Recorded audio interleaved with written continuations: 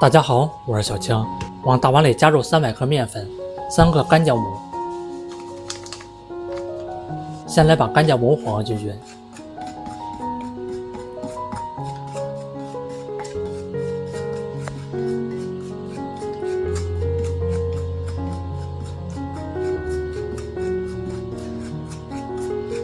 下碗里加入50克紅糖，再倒入300克開水。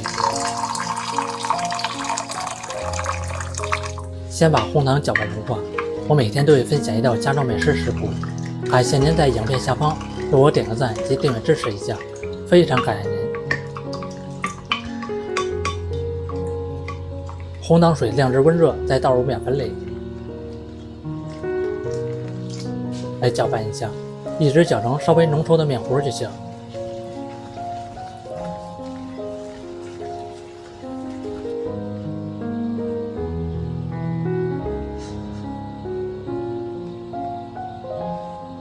蓋上蓋子，想法很大。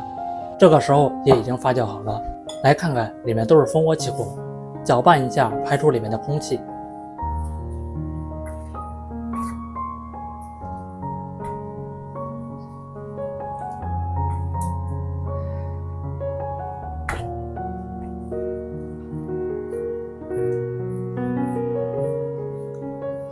準備2個小碗，往每個裡面噴一點食用油。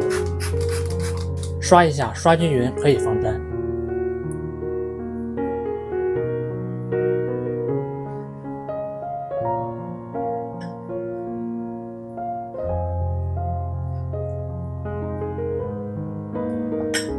再放入麵糊，每個放入7分滿就行。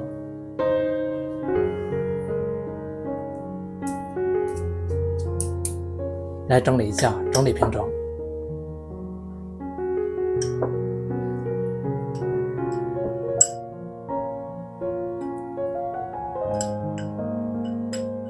放入蒸鍋裡面，先不要開火，繼續發酵10分鐘。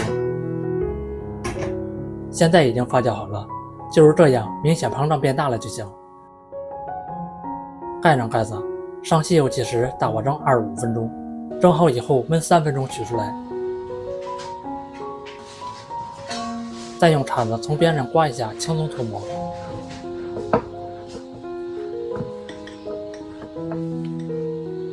這麼一道紅糖發糕就做好了，吃起來的口感蓬鬆暄軟，香甜可口。我感覺學會這樣做，真的比蛋糕麵包還要好吃，健康無添加。家裡有老人小孩的都非常愛吃，做法簡單零基礎，喜歡吃就趕快收藏起來試試吧。